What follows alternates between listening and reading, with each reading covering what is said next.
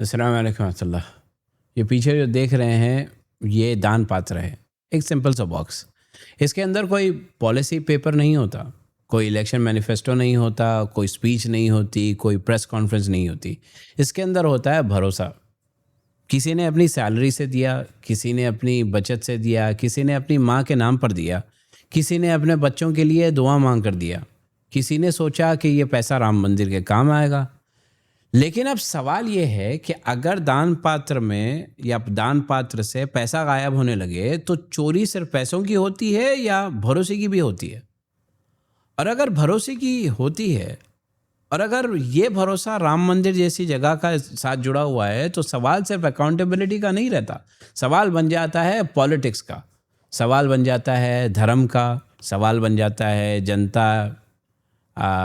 जनता का, सवाल बन जाता है पावर का, और सबसे बड़ा सवाल इलेक्शन का बन जाता है।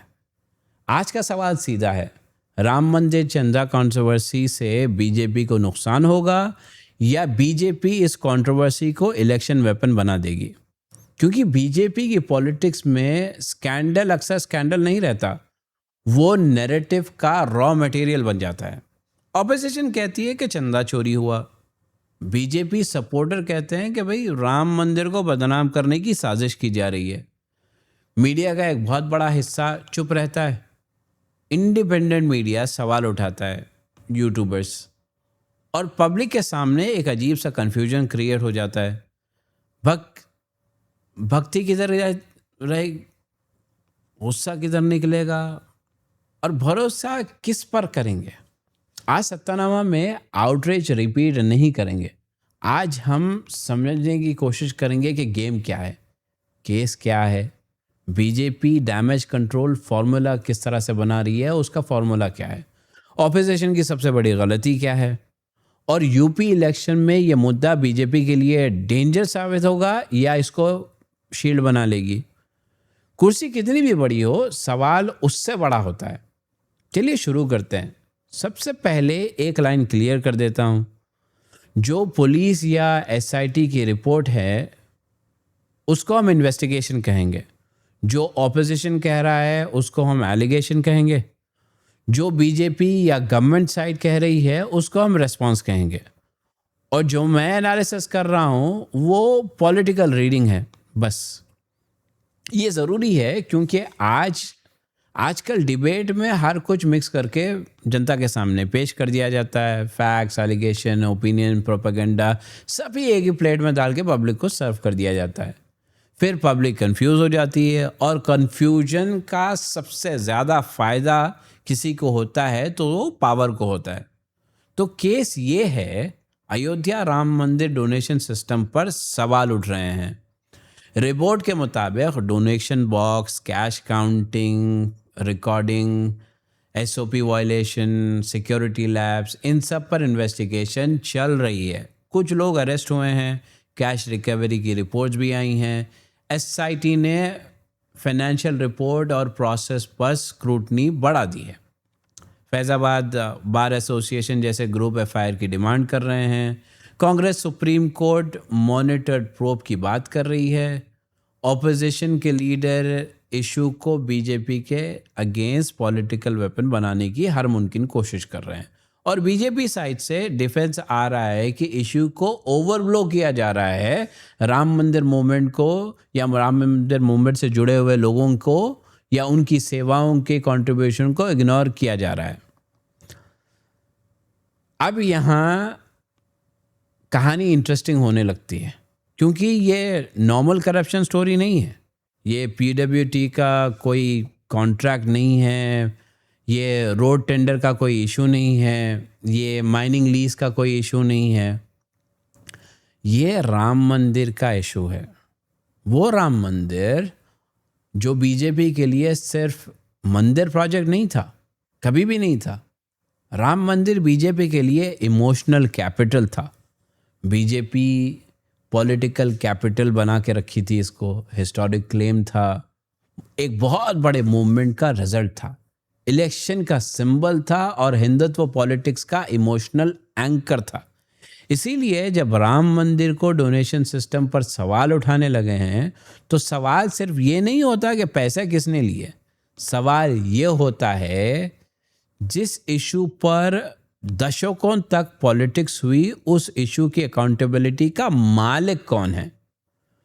मंदिर भक्तों का है, ट्रस्ट का क्या है, सरकार का क्या है, संगठन का क्या है, या इलेक्शन नैरेटिव का क्या है। यही असली कॉन्फ्लिक्ट है और इसी कॉन्फ्लिक्ट को समझना ज़रूरी है। देखिए, बीजेपी के लिए और बीजेपी की स्ट्रेंथ क्या है ये समझना भी ज़रूरी है। बीजेपी सिर्फ इलेक्शन नहीं लड़ती, बीजेपी नैरेटिव लड़ती है। बीजेपी इशू को इमोशनल बना के उसको कन्वर्ट कर देती है, इमोशन को आइडेंटिटी में कन्वर्ट कर देती है, आइडेंटिटी को वोट में कन्वर्ट कर देती है या मशीन से वोट खा जाती है, और वोट को पावर में कन्वर्ट कर देती है।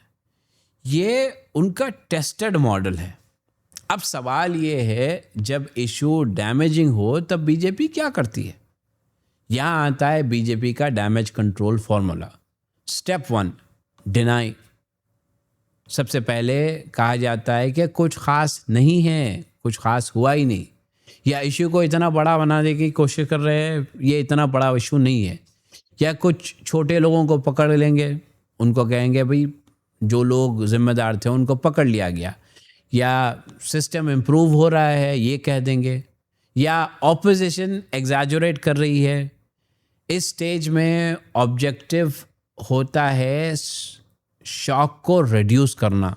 पब्लिक को लगना चाहिए कि कुछ काम तो हो रहा है, कुछ इशू है, लेकिन इतना बड़ा नहीं है जितना बताने की कोशिश की जा रही है। दूसरा स्टेप, डिले।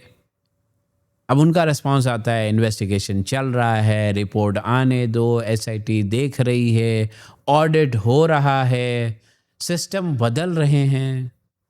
ये सब ज़रूरी भी होता है, लेकिन पॉलिटिकल डिले का एक फंक्शन होता है, पब्लिक एंगर को ठंडा करना। आज गुस्सा है, कल कंफ्यूज होगी, परसों नया इशू लेके आ जाएंगे, और चौथे दिन पब्लिक बोलती है छोड़ो यार, पता नहीं असली सच क्या है। पॉलिटिक्स में डिले सिर्फ टाइम पास नहीं होता, डिले नैरेटिव मैनेजमेंट होता है। Step 3, deflect. ये सब राम मंदिर को बदनाम करने की साजिश है। जो सवाल कर रहे हैं उसके इंटेंशन पे ही सवाल कर दो। वो भक्ति पर अटैक कर रहे हैं, वो हिंदू आस्था पर अटैक कर रहे हैं, वो मंदिर मूवमेंट के मुद्दे को इंसर्ट करके बताने की कोशिश कर रहे हैं। यहाँ दिक्कत ये है कि सवाल पैसों पर था, लेकिन जवाब आस्था पर आएगा। सवाल अकाउंटेबिलिटी पर था, लेकिन जवाब आइडेंटिटी का आएगा। सवाल रिकॉर्ड कीपिंग का था, लेकिन जवाब आस्था का आएगा। और जब पब्लिक डिबेट आस्था वर्सेस अकाउंटेबिलिटी बन जाती है, तो अकाउंटेबिलिटी हारना लगभग तय है। क्यों? क्योंकि आम आदमी आस्था को डिफेंड करता है, लेकिन वो अकाउंटिंग फाइल्स नहीं पढ़ सकता। आम आदमी मंदिर के साथ इमोशनली कनेक्ट हो जाता है, लेकिन डोनेशन ऑडिट की टेक्निकल डिटेल्स उसके लिए बोरिंग होती है। बीजेपी इसी इमोशनल गैप को समझती है, बहुत अच्छे से समझती है। चौथा स्टेप, डिवाइड। ऑपोजिशन इशू उठा रहा है, लेकिन फिर ऑपोजिशन के अंदर क्रेडिट और वॉर शुरू हो जाती है। कौन पहले बोला, किसने प्रूफ दिया, किसने प्रेस कॉन्फ्रेंस की, कौन बीजेपी से लड़ रहा है और कौन सिर्फ कैमरे के लिए बोल रहा है। समाजवादी पार्टी अलग बोलती है, आम आदमी पार्टी अलग बोलती है, कांग्रेस बिल्कुल अलग बोलती है, रीजनल पार्टीज अपना एंगल से बोलती है, और बीजेपी एक यूनाइटेड इमोशनल फ्रेम बना देती है। देखो, सब मिलकर राम मंदिर को बदनाम कर रहे हैं, ये बीजेपी का जवाब आता है। यहाँ ऑपोजिशन की सबसे बड़ी प्रॉब्लम ये है, ऑपोजिशन इशू उठाता है, लेकिन इमोशनल ओनरशिप बीजेपी के पास छोड़ देता है। ऑपोजिशन बोलता है कि स्कैम तुम्हारा है, बीजेपी बोलती है मंदिर हमारी है। और पब्लिक के दिमाग में फ्रेम सेट हो जाता है, बीजेपी इक्वल्स टू मंदिर, ऑपोजिशन इक्वल्स टू अटैक। ये बीजेपी की सबसे बड़ी पॉलिटिकल विक्ट्री है। इश्यू चाहे बीजेपी के अगेंस्ट हो, फ्रेम बीजेपी के फेवर में चला जाता है। Step 5, dominate. जब डिनाई कर लिया, डिले कर लिया, डिफ्लेक्ट कर लिया, डिवाइड कर लिया, तो बीजेपी अपना फाइनल नैरेटिव लॉन्च करती है। क्या है उनका नैरेटिव? हमने मंदिर बनवाया, हमने आस्था का सम्मान किया, हमने भ्रष्ट लोगों को पकड़ा, हम सिस्टम क्लीन कर रहे हैं, लेकिन ऑपोजिशन को राम मंदिर से प्रॉब्लम है। और फिर स्कैंडल का फोकस शिफ्ट हो जाता है। क्वेश्चन था डोनेशन सिस्टम में लैप्स कौन कर रहा है? आंसर बन जाता है राम मंदिर के सम्मान कौन कर रहा है। क्वेश्चन था अकाउंटेबिलिटी कौन लेगा? और आंसर बन जाता है हिंदू अस्मिता की रक्षा कौन कर रहा है। सवाल था पैसा कहाँ गया? और जवाब आता है मंदिर किसने बनवाया। बस यही पॉलिटिकल मैजिक है, और इसी को समझना बहुत ज़्यादा ज़रूरी है। अब ऑपोजिशन की गलती समझिए आप। ऑपोजिशन के पास इशू है, बहुत बड़ा इशू है। राम मंदिर डोनेशन में पब्लिक इमोशन है, फेथ है, पैसा है, आस्था है, ट्रांसपेरेंसी है, गवर्नेंस है। बीजेपी की मॉरल क्लेम पर सवाल है, लेकिन ऑपोजिशन सिर्फ चंदा चोरी बनाकर छोड़ देगी। तो बीजेपी बीच में क्या क्या मारेगी आपको अंदाज़ा नहीं है, क्योंकि बीजेपी कह रही है कि चोरी हुई है तो हमने पकड़ा ना। बीजेपी वाले कह रहे हैं कि भाई चोरी हुई है, हमने पकड़ा है, 8 लोगों को जेल में डाले हैं, एसआईटी की रिपोर्ट आएगी, सिस्टम में लैप्स था, हमने ऑडिट करके सही कर दिया। कुछ लोगों ने गलती की है तो उन पर एक्शन हो रहा है। इसीलिए ऑपोजिशन को फ्रेम बदलना पड़ेगा। फ्रेम ये नहीं होना चाहिए कि राम मंदिर में चोरी हो गई। फ्रेम ये होना चाहिए पब्लिक आस्था का पैसा पब्लिक अकाउंटेबिलिटी के बिना कैसे मैनेज हुआ। फ्रेम ये होना चाहिए जो पार्टी राम के नाम पर वोट लेती है वो राम के नाम पर आए हुए धन की अकाउंटेबिलिटी से क्यों बच रही है। फ्रेम ये होना चाहिए कि मंदिर किसी पार्टी की जागीर नहीं है। मंदिर भक्तों का है, पैसा भक्तों का है, सवाल भी भक्तों का है। ये लाइन इंपॉर्टेंट है। मंदिर बीजेपी की जागीर नहीं है, मंदिर पब्लिक आस्था का इशू है, और दान पब्लिक अकाउंटेबिलिटी का इशू है। अगर ऑपोजिशन ये लाइन पकड़ेगी तो बीजेपी की इमोशनल शीट एकदम कमज़ोर पड़ जाएगी।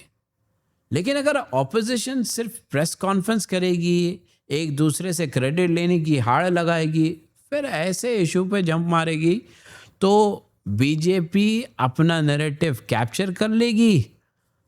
अब बात करते हैं यूपी इलेक्शन की। क्या राम मंदिर कंट्रोवर्सी से बीजेपी को यूपी में नुकसान देगी या नुकसान होगा?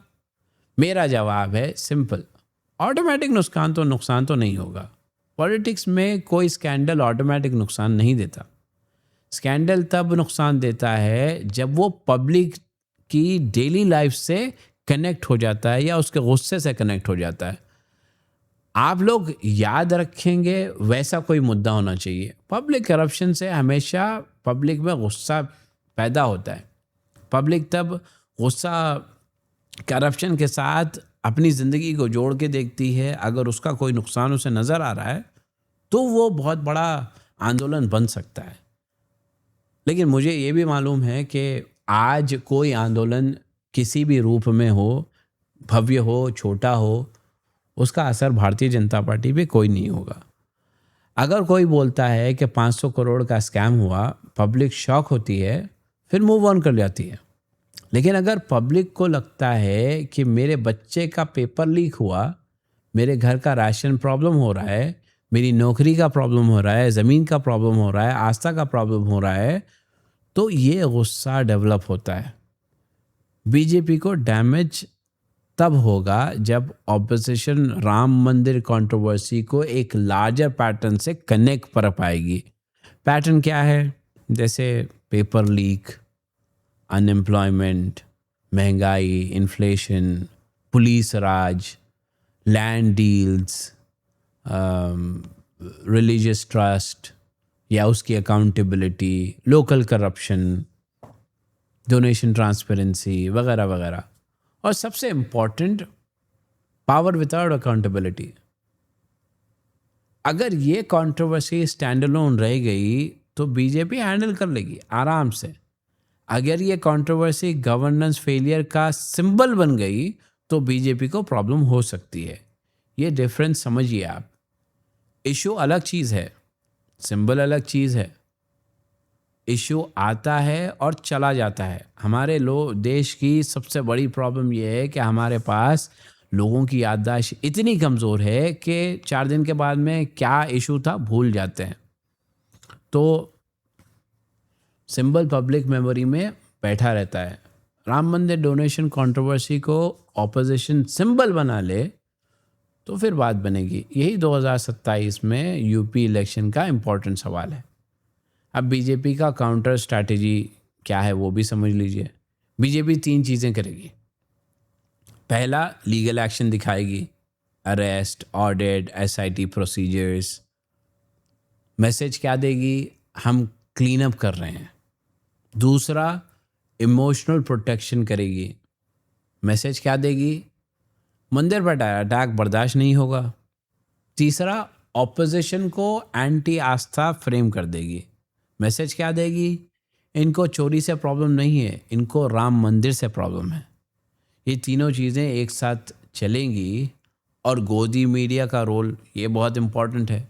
गोदी मीडिया इशू को ये मिनिमाइज़ करेगी और ऑपोजिशन अटैक को एकदम से जो है ना के बराबर दिखाएगी, या फिर टेक्निकल इन्वेस्टिगेशन तक लिमिटेड रह जाएगी, क्या एसआईटी कर रही है वगैरह वगैरह।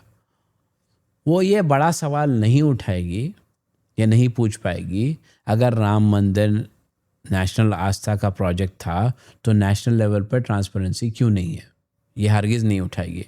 अगर डोनेशन पब्लिक का था तो पब्लिक डैशबोर्ड क्यों नहीं है, ये हरगिज़ नहीं उठाएगी। अगर डेली डोनेशन मैसिव था तो इंडिपेंडेंट ऑडिट रेगुलर क्यों नहीं हो रही, ये सवाल नहीं उठाएगी। अगर ट्रस्ट पावरफुल है तो अकाउंटेबिलिटी स्ट्रक्चर कहाँ है, ये सवाल नहीं उठाएगी।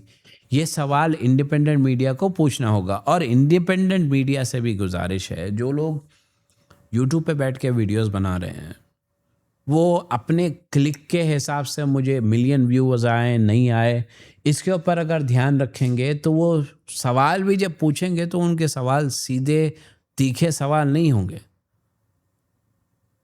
आप एक एग्जाम्पल देखें, रवीश कुमार माशाल्लाह बहुत बड़े जर्नलिस्ट रह चुके हैं, एनडीटीवी के ऊपर 20-22 साल 24 साल काम किया है। लोग उनको आज भी उनके नाम की वजह से सुनते हैं, उनके भाषा की वजह से सुनते हैं।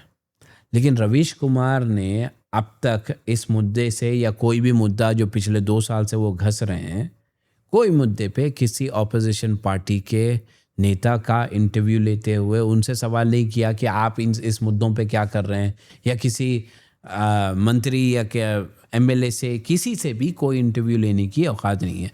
देखिए, सामने लिखा हुआ पढ़ लेना वो न्यूज़ रीडर का काम है, वो न्यूज़ रीडर कर रहा है। अगर आप उससे ये समझने की कोशिश कर रहे हैं कि मामला क्या है तो वो अच्छे तरह से समझा सकते हैं, लेकिन आपके लिए सवाल नहीं उठा सकते। और यही सत्तानामा का काम है।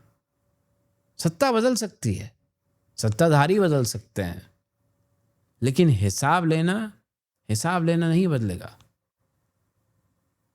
अब एक और एंगल से समझिए, बीजेपी का सपोर्टर के लिए राम मंदिर इमोशनल विक्ट्री है।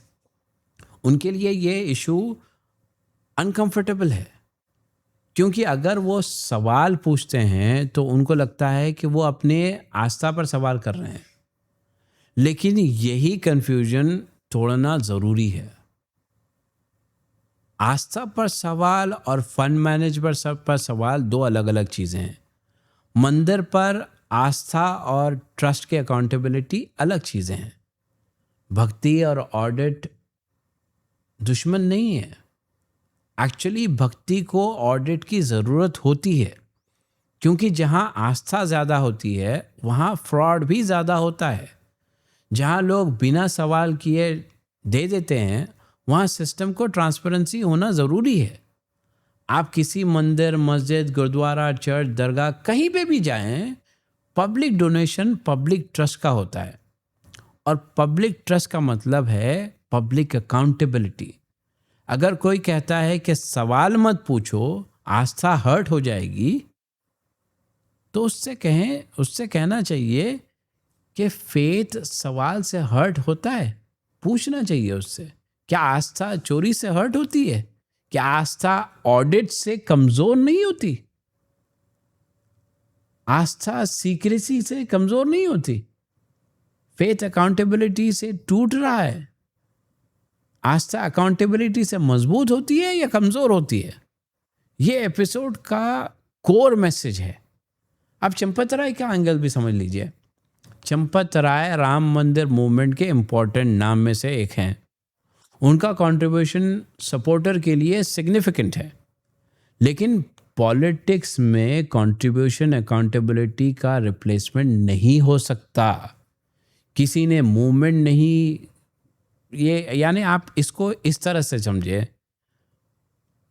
किसी ने मूवमेंट में काम किया, इसका मतलब ये नहीं है कि उससे सवाल नहीं पूछा जा सकता। किसी ने धार्मिक कामों के लिए अपना योगदान किया, सेवा की, उसका मतलब ये नहीं है कि सिस्टम पर स्क्रूटनी नहीं हो सकती। अगर आप पब्लिक ट्रस्ट मैनेज कर रहे हो तो पब्लिक क्वेश्चन करेगी। और यहाँ क्वेश्चन इंडिविजुअल गिल्ड का नहीं है भाई, यहाँ पे वो क्वेश्चन है ही नहीं। क्वेश्चन सिस्टम की रेस्पॉन्सिबिलिटी का है।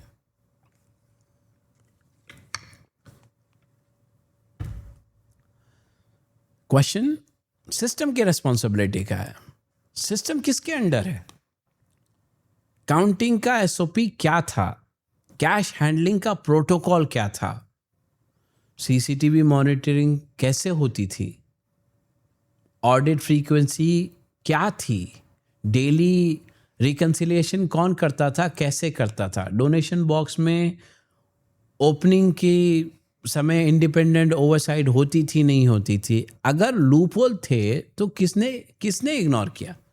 आप लोगों ने ही किया। जो ट्रस्ट चला रहे थे, क्या उनको इतनी भी समझ नहीं थी कि भाई कहाँ पे कौन सी चीज़ होनी चाहिए? अगर रिपोर्ट पहले आती थी तो एक्शन क्यों नहीं लिया गया? ये सवाल राम विरोधी नहीं है, ये सवाल अकाउंटेबिलिटी का है। और जो इन सवालों से भाग रहे हैं वो पब्लिक की फेथ का प्रोटेक्शन कुछ नहीं कर रहे हैं। मतलब आप सोचिए, ये कहते हैं कि आस्था की आपके रक्षा कर रहे हैं, तो ये कैसी रक्षा हुई?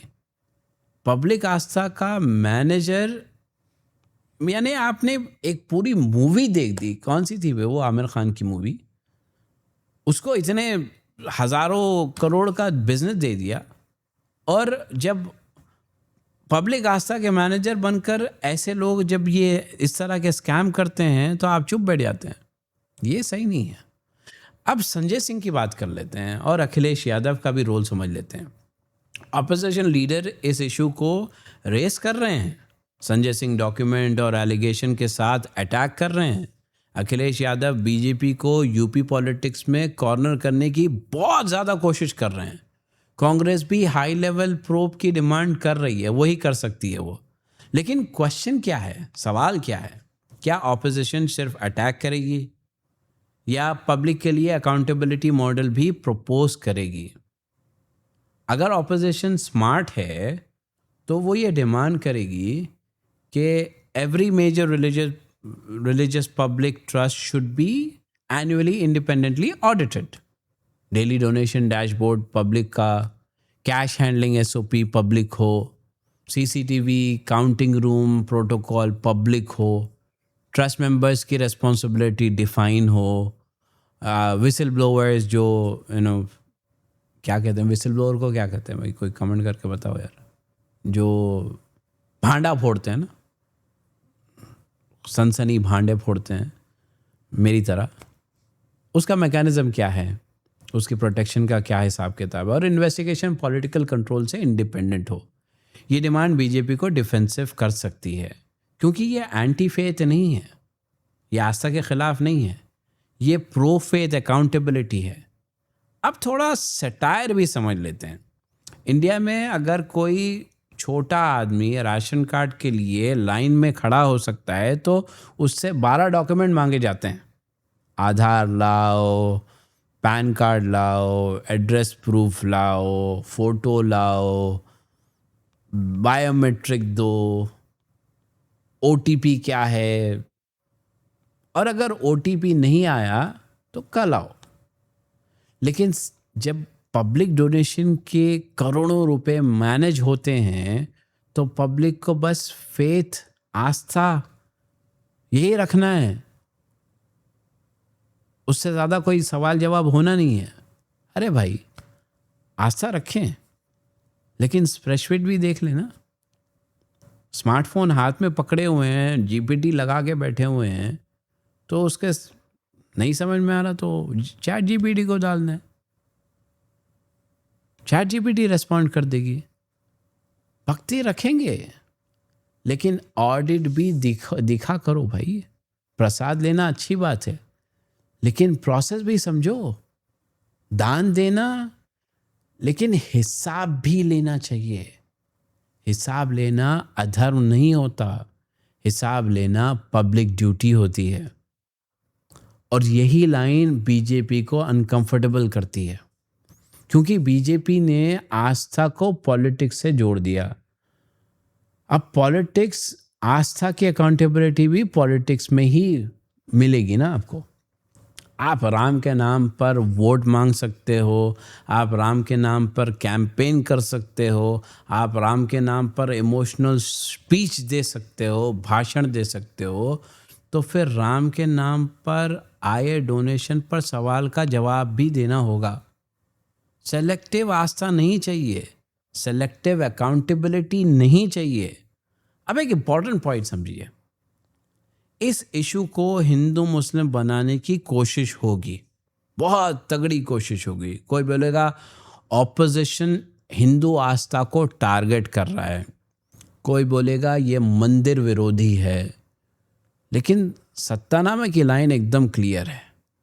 ये हिंदू मुस्लिम इशू नहीं है, ये हिंदू फेथ का इंटरनल अकाउंटेबिलिटी इशू नहीं है। जो हिंदू भक्तों को या हिंदू भक्तों ने पैसे दिए हैं, उनके अधिकार का हिसाब पूछना है। जो नागरिक पब्लिक रिलीजियस इंस्टीट्यूशन पर ट्रस्ट करते हुए उसका अधिकार है, वो ट्रांसपेरेंसी मांगना ये आस्था के विरोध काम नहीं है। और जो पॉलिटिकल पार्टीज मंदिर को अपनी अचीवमेंट बताती है, भारतीय जनता पार्टी की बात कर रहा हूँ, उसका फ़र्ज़ है कि अकाउंटेबिलिटी एक्सेप्ट करना। ये अटैक नहीं है, ये अकाउंटेबिलिटी है। और अकाउंटेबिलिटी से जो डर रहा है वो फेथ का रक्षा या आस्था की रक्षा कैसे करेगा। अब आते हैं मीडिया एंगल पर, और ये बहुत ज़्यादा ज़रूरी है।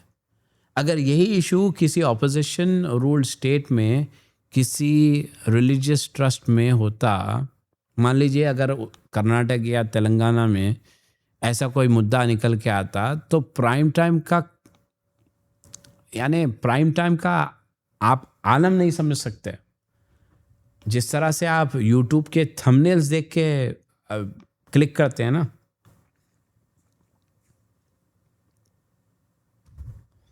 न्यूज़ चैनल्स पे, गोदी मीडिया पे ग्राफिक्स बनते, बड़ी बड़ी लाल लाल एरोज होती, सबसे बड़ा खुलासा होता, ब्रेकिंग न्यूज़ होता, भक्तों का पैसा कहाँ गया, ऐसे टाइटल्स होते। कौन है असली मास्टरमाइंड, ये होता। चीफ मिनिस्टर चुप क्यों हैं, ट्रस्ट के टॉप लोगों पर एक्शन कब होगा। लेकिन जब इशू पॉलिटिकल सेंसिटिव हो जाता है ना, तो वही मीडिया अचानक स्पिरिचुअल हो जाती है, सडनली रिस्ट्रेन आ जाता है एक किस्म का, सडनली इन्वेस्टिगेशन का वेट करना पड़ता है, अचानक से let the law take its course ये याद आ जाता है, और पब्लिक को समझाना हो यानी आप प्राइम टाइम की अगर वीडियोस की बात करें जो गोदी मीडिया के चैनल्स पे होते हैं ना, यही चीज़ अगर कोई विपक्षी राज्य के मुख्यमंत्री द्वारा एक्शन नहीं लिया जाता या इस तरह का एक्शन लिया जाता तो तस्वीर कुछ और होती। और पब्लिक को समझना होगा मीडिया की सेलेक्टिविटी, ये जो जहाँ पे आवाज़ उठानी चाहिए वहाँ पे उठाती नहीं है। आप इस बात से अच्छे से वाकिफ़ है, कब चिल्लाना है, कब चुप रहना है, कब कंफ्यूज करना है, ये भी स्ट्रैटेजी है और आप इससे अच्छे से वाकिफ़ है। इसीलिए इंडिपेंडेंट प्लेटफॉर्म का रोल इम्पोर्टेंट हो जाता है, ख़ास तौर पे जो इंडिपेंडेंट यूट्यूबर्स हैं जो जर्नलिज़म की बात कर रहे हैं या न्यूज़ रिपोर्टिंग की बात कर रहे हैं, उनके लिए ये बहुत बड़ी जिम्मेदारी का काम है। प्लेटफॉर्म को भी रेस्पॉन्सिबल होना चाहिए, एलिगेशंस को फैक्ट बनाकर नहीं बोलना चाहिए, जो इल्ज़ामात लगाए जा रहे हैं उसको फैक्ट की तरह नहीं पेश करना चाहिए, फैक्ट को प्रेशर से दबा कर नहीं छोड़ना चाहिए, और पॉलिटिक्स के डर से सवाल पूछना बंद नहीं करना चाहिए। अब एक और लेयर है, ये भी समझ लीजिए, बीजेपी को राम मंदिर कंट्रोवर्सी से इमीडिएट डैमेज क्यों नहीं होगा, इस बात की बात है। ये बहुत ज़्यादा ज़रूरी है बिकॉज बीजेपी के पास इमोशनल बैलेंस बहुत है, इमोशनल बैंक बैलेंस बहुत ज़्यादा है। बैंक बैलेंस तो है ही, लेकिन उसके अलावा इमोशनल बैंक बैलेंस जो है ना वो बहुत ज़्यादा है। राम मंदिर उनके लिए कोर वोटर के लिए सिविलाइजेशन विक्ट्री है। वो अगर उस विक्ट्री पर कोई सवाल उठा दे तो कोर वोटर पहले डिफेंड करना शुरू करता है, क्वेश्चन करना शुरू करता है। ये ह्यूमन साइकोलॉजी है, जिस चीज़ में अपना इमोशनल इन्वेस्टमेंट किया हो उसकी क्रिटिसिज्म पर्सनली एक वो बहुत तकलीफ दे होती है। अगर आप आस्था के ऊपर सवाल कर दो या आस्था से जुड़ी हुई कोई चीज़ पर सवाल कर दो तो वो बहुत ज़्यादा तकलीफ दे लगती है। अगर किसी ने सालों तक राम मंदिर मूवमेंट को सपोर्ट किया है, डोनेशन दिया है, वोट दिया है, सेलिब्रेट किया है, तो जब कोई बोलेगा कि सिस्टम में चोरी हुई, उसके पहले रिएक्शन ऐसे नहीं होंगे, नहीं, वो बोलेगा ये मंदिर को बदनाम करने की कोशिश हो रही है। यहाँ ऑपोजिशन को सेंसिटिव होना चाहिए। अगर ऑपोजिशन भक्तों को इंसल्ट करेगा, उनका अपमान करेगा, तो बीजेपी जीत जाएगी। वैसे ये तमाम चीज़ें इसीलिए बता रहा हूँ कि जो लोग मशीन को पूरी तरह से नकार रहे हैं, जिनको लग रहा है कि ये राम मंदिर चंदा चोरी एक बहुत बड़ा इशू बनने वाला है और इसके चलते भारतीय जनता पार्टी की ज़मीन पूरी तरह से चली जाएगी, उन लोगों को जो लग रहा है उसके बेसिस के ऊपर ही, जो लग रहा है रियलिटी से बहुत दूर है, उसी बेसिस के ऊपर बताने की कोशिश कर रहा हूँ। जो आपको लग रहा है उसके हिसाब से भी आप ठीक नहीं खेल रहे हो। अगर ऑपोजिशन बोलेगी कि भक्तों का आस्था का मिसयूज़ हुआ, तब बीजेपी डिफेंसिव हो जाएगी, और जब बीजेपी डिफेंसिव हो जाती है ना तो वो डिफेंस नहीं खेलती है, वो ऑफेंस खेलती है। पब्लिक को मिला, यानी आप आस्था के ऊपर सवाल कर रहे हैं या भारतीय जनता पार्टी पर सवाल कर रहे हैं, आप डिफरेंशिएट नहीं कर रहे हैं, आप दोनों के एक ही पल्ले में डाल के खुश रहे हो। पब्लिक को विलन मत बनाओ, पब्लिक को विक्टिम बनाओ, आस्था को अटैक मत करो, आस्था के नाम पर पावर के जो मिसयूज़ हो रहा है उसके ऊपर सवाल करो। मंदिर को टारगेट मत करो, मंदिर मैनेजमेंट से अकाउंटेबिलिटी मांगो। ये जो भाषा का अंतर है ना, इलेक्शन वही डिसाइड करता है। मैं बीजेपी सपोर्टर्स से भी एक सवाल पूछता हूँ, जो अंधभक्त हैं उनसे भी एक सवाल है, भाई अंधभक्ति करो, अपनी जगह है। अगर आपने राम मंदिर के लिए डोनेशन दिया है, क्या आपको हिसाब पूछने का अधिकार नहीं है? अगर आपने राम के नाम पर वोट दिया है, तो क्या आपको ट्रांसपेरेंसी मांगने का अधिकार नहीं है? अगर आप सच में मंदिर के सामने सम्मान करते हैं, तो क्या आपको नहीं चाहिए कि दान का एक एक रुपया साफ हो, क्लीन सिस्टम में जाए? अगर कोई अकाउंटेबिलिटी फ्लॉ है, तो उसको एक्सपोज करना, ये आपको राम विरोधी कैसे बना देता है? राम राज्य का मतलब क्या था? जस्टिस, मर्यादा, सत्य, अकाउंटेबिलिटी। तो फिर राम के नाम पर अकाउंटेबिलिटी से प्रॉब्लम क्यों है? ये सवाल सिर्फ बीजेपी से नहीं है, हर पार्टी से है, हर ट्रस्ट से है, हर वो रिलीजियन इंस्टीट्यूशन से है जो हर पॉलिटिकल डोनेशन लेती है, पब्लिक से डोनेशन लेती है। जो पैसा पब्लिक का है, उसका हिसाब पब्लिक का अधिकार है।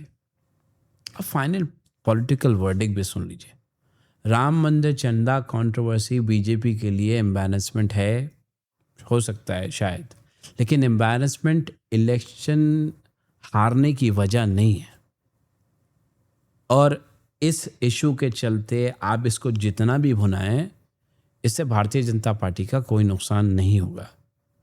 वो इलेक्शन इन मुद्दों पे नहीं लड़ती है, नैरेटिव पे लड़ती है और मशीन से जीतती है। ये दो अलग अलग शय हैं। भारतीय जनता पार्टी नैरेटिव पे इलेक्शन लड़ती है और मशीन पे इलेक्शन जीतती है। बीजेपी का मशीन स्ट्रांग है, बहुत स्ट्रांग है। वो ये छोटी छोटी चीज़ों से उनको कोई फर्क नहीं पड़ता। एक्शन दिखाइए, ऑर्डर दिखाइए, इमोशनल शीट बनाइए, ऑपोजिशन को एंटी फेथ बनाइए और फिर लार्ज नैरेटिव शिफ्ट कर दीजिए। ये ऑपोजिशन को कच्चा चबा जाएंगे। जो आज आपको मुद्दा नज़र आ रहा है ना, ऑपोजिशन की बात कर रहा हूँ, इसी मुद्दे को कच्चा चबा जाएगी भारतीय जनता पार्टी। जुलाई में 20 जुलाई से शायद पार्लियामेंट्री सेशन शुरू होगा। इसमें 4 बड़े बड़े संशोधन बिल जो आएंगे वो पूरी तरह से पास हो जाएंगे और उसके बाद में जो हिसाब किताब होगा ना, आप उसकी कल्पना नहीं कर सकते। और उत्तर प्रदेश का चुनाव मशीन पे ही हो रहा है, बैलेट पेपर पे नहीं हो रहा है। तो जो हजरात ये सोच रहे हैं कि बैलेट पेपर से चुनाव हो रहा है या इस मुद्दे को हम बैलेट पेपर तक ले जाएंगे, तो वो बेवकूफ़ी कर रहे हैं। ऑपोजिशन अगर इस इशू को सीरियसली पॉलिटिकल डैमेज बनाना चाहती है तो 3 काम करना होगा। पहला, फैक्ट पर टिके रहो, कुछ भी हो जाओ फैक्ट की बात करो, अफवाहों पे मत जाओ। दूसरा, आस्था की रिस्पेक्ट करो, आस्था के ऊपर अटैक मत करो। भक्तों को इंसल्ट करना, अकाउंटेबिलिटी नहीं मांगना। तीसरा, इशू को गवर्नेंस पैटर्न से कनेक्ट करने की कोशिश करो। राम मंदिर डोनेशन को आइसोलेट मत करो। ये पावर विदाउट अकाउंटेबिलिटी का एग्जाम्पल है। और अगर ऑपोजिशन इसको unemployment, paper leak, inflation, local corruption, land deals, police raj, bulldozer raj, इन तमाम चीज़ों से कनेक्ट करने में कामयाब हुई तो इलेक्शन तो नहीं जीतेगी, लेकिन एक बहुत बड़ा नैरेटिव जीत जाएगी पब्लिक के बीच में। और सबसे बड़ी जंग जीत जाएगी कि इतना सब होने के बावजूद भारतीय जनता पार्टी चुनाव किस बात से जीत रही है, उसका आपको प्रमाण मिल जाएगा। वरना ये भी एक और वीकली आउटरीच बन के रह जाएगा। हफ्ता, 2 हफ्ते, 5 हफ्ते, बहुत से बहुत महीने, 2 महीने आप इसके ऊपर तोड़फोड़ कर लेंगे। आज का बॉटम लाइन यही है भाई, राम मंदिर बीजेपी की पॉलिटिकल स्ट्रेंथ है, लेकिन पब्लिक डोनेशन अकाउंटेबिलिटी बीजेपी की पॉलिटिकल वीकनेस बन सकती है। अगर सवाल सही पूछा या सवाल सही पूछे गए और सवालों की भाषा और मर्यादा सही रखी गई, और अगर इस इशू को एंटी फेथ यानी आस्था के बजाय प्रो अकाउंटेबिलिटी बनाया गया, और अगर पब्लिक को समझ में आया कि दान का हिसाब पूछना धर्म विरोधी नहीं होता, धर्म की रक्षा नहीं है, तो आप समझ लीजिए भारतीय जनता पार्टी को बहुत बड़ा डैमेज होगा। अगेन, ये डैमेज चुनाव में नहीं होगा, इमेज में होगा, बहुत बड़ा डैमेज होगा। और जो सत्ता से सवाल आप पूछ रहे हो ना, वो सिंपल रखो। सत्ता बदल सकती है, सत्ताधारी बदल सकते हैं, लेकिन हिसाब लेना आपका हक है। हिसाब किताब सबका करो। मैं बहुत सारे सवाल आ रहे हैं यहाँ पे, मैं किसी का जवाब नहीं दे रहा हूँ, माज़रत चाहूँगा। देखें, मैं यहाँ पे यूट्यूब के ऊपर फेम बटोरने के लिए नहीं आता हूँ, लोगों के कहने के ऊपर आता हूँ, लोगों की मोहब्बत में आता हूँ, और उन बच्चों के लिए आता हूँ जो आज से 4-5 साल 6 साल के बाद में पहला वोट डालेंगे ना, उनके मुस्तक़बिल के लिए आता हूँ। तो जितने हजरात यहाँ पे ट्रोल कर रहे हैं, मैं उनसे भी गुजारिश करूँगा, और जो हजरात यहाँ पे सलाम दुआ कर रहे हैं, मैं उनसे भी गुजारिश करूँगा। देखिए, खैर छोड़ दें, बोल के फ़ायदा नहीं है। अस्सलाम वालेकुम व रहमतुल्लाहि व बरकातहू।